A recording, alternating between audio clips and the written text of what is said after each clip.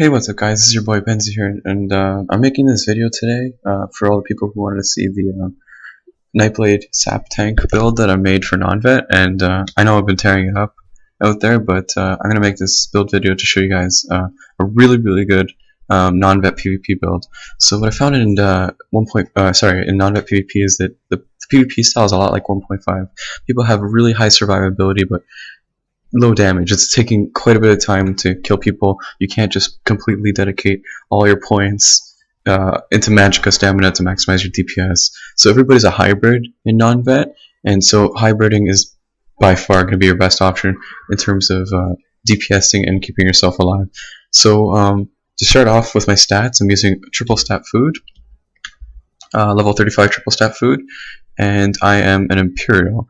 So with the 12% max health benefit, oh my god, 12% max health benefit and 10% max stamina benefit, I have about 20.5k Magicka, almost 20k stamina, and 36k health. I also am a Nightblade, so by having siphoning spells equipped, I automatically get 8% more max Magicka. So one siphoning spell has to be equipped on my DPS bar, and one siphoning spell is equipped on my resto bar. So I do have a consistent 8% increased max Magicka. For the Shadow Tree, I get 3% per Shadow ability slotted, and so I have one Shadow ability slotted on each bar for that consistent 3%. So with the triple stat food equipped, with the Imperial stats, with the boosted stats that you get in non-vet, and with the Nightblade passes, I managed to get these extremely high stats, helping me tank quite a few people and DPS efficiently. So for the build, let's get right into it. Fortunately, I just got Sap Essence. I decided to make this video. This is your AoE spell. It's going to heal you for everybody you hit. It's going to do damage to everybody you hit, and it's going to give you major sorcery for increased DPS. You want to open up with this spell just to get that major sorcery, and that's pretty much it. Just get your major sorcery buff and AoE if you have to. It also provides a tiny heal, but I wouldn't recommend casting the spell for any sort of heal unless you're hitting multiple targets. Swallow Soul is your main DPS spell. This is a consistent heal, and it heals you every 2 seconds for 28% of the damage inflicted. Fortunately, if you spam this spell, it'll heal you 28% of the damage inflicted every time you cast the spell. So that gives you a very good heal over time. And when that's accompanied by mutagen, you have about 1400 heals per second non-crit. So spamming Swallow Soul and rapid mutagen allows me to take out people without even losing my health, without my health bar even moving. The next spell is Impale for the execute. It's the Magicka morph, so I'm using the Magicka morph, of course. Mass Hysteria to get people off of me. I really don't use this offensively since this is a range build. I mean, it mostly just Swallow Soul from range, Impale from range, and that's it, and maybe Tether to heal off of people hitting me from close range.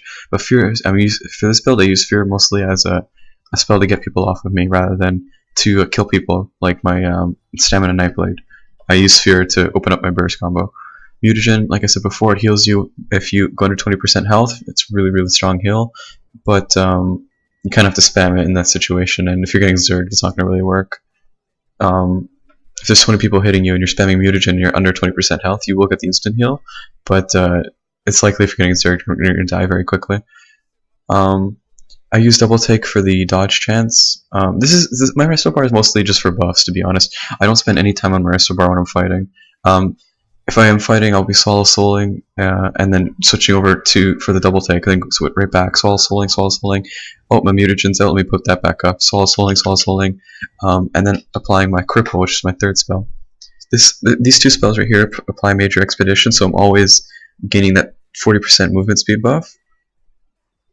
But this one doesn't require for me to hit a target, so if I'm getting away, I usually cripple, dark cloak, and then if there's nobody close by, I'll just double take Dark Cloak for that constant movement speed.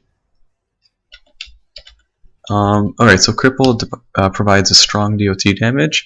It roots the enemy, snares them, and it gives you major expedition.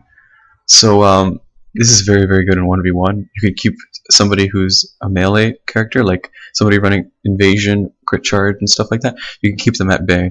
So I like to root people who are melee based because you can't uppercut somebody who's moving faster than you, and if you're rooted and they're moving behind you. You know what I mean? So you can't invasion or crit charge at all if you're rooted, by the way. So that completely mitigates them attacking you for, I think, 1 to 2 seconds before the root's expired, because they can hit you while they're snared. That does make a difference. So this is really good against melee casters or melee characters. We're talking DKs, we're talking any stamina build. It's really good at kiting people too. So I'd strongly recommend this spell. And if I had to put in Healing Ward, which I almost have, I'd probably put it in for a double take and just not completely YOLO Zergs, because you do need the dodge chance when you're YOLOing Zergs. Dark Cloak for the getaways and the purges, and Siphoning Attacks is on both bars. Really don't have time to put this on one bar, because if you do, when you switch over to the next bar, it turns off automatically. And to recast it, that takes time. You know what I mean? Like, if I'm here DPSing like a Zerg of people, and I want to go over to this bar to put on double take for the dodge chance, and I go back here, I can't heal now. I can't cast Sap Essence because I have to put this back on. Sorry, I have to put Siphoning Attacks back on. You know what I mean? So that one cast delay sometimes makes or breaks fights, especially if you're solo 1vxing. It'll get you killed sometimes. So I don't know. If I'm with my buddy, then maybe I'll take it off and put on Healing Word, just for the shield. But to be honest, I think putting it on both bars is the optimal choice. So Incapacitating Strike's on my my buff bar, because Incapacitating Strike applies Major Defile, which is a heal debuff, and healing is pretty damn strong in non-vet. Templars have really strong heals, and Green Dragon Blood is OP since everybody has a lot of health in non-vet. So healing debuff sometimes is really powerful in a 1v1, and it increases your damage by 20%. So 30% heal debuff and 20% damage buff sometimes makes or breaks getting kills.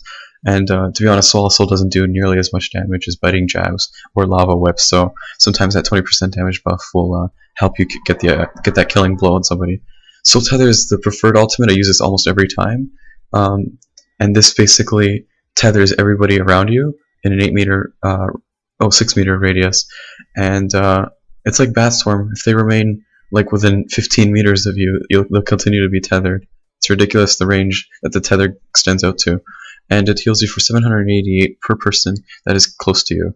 So if you're YOLOing into Zergs and you're just spamming AoEs and you tether them, it's likely that you're not going to die. Before I had Sap Essence, I was able to solo Zergs with just tether spamming. I tether them, survive for 8 seconds, try getting away with like no resources left, and then going back in once I had tether again. So I used tether as my major heal for the longest time, since 30 to 40 basically, level 30 to 40. But now I have Sap Essence, so I'm going to test out this spell and see how effective it is. For gear, I have 5-piece Seducer. I've had this for quite some time, and I almost have 5-piece Warlock, so I'll be getting that eventually.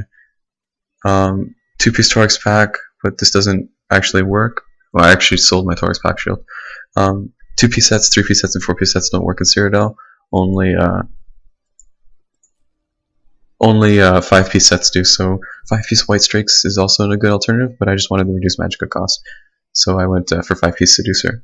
And since Warlock can be a 5-piece set with 2 clothing and 3 jewelry, that 5-piece mana proc will also work in non-vet.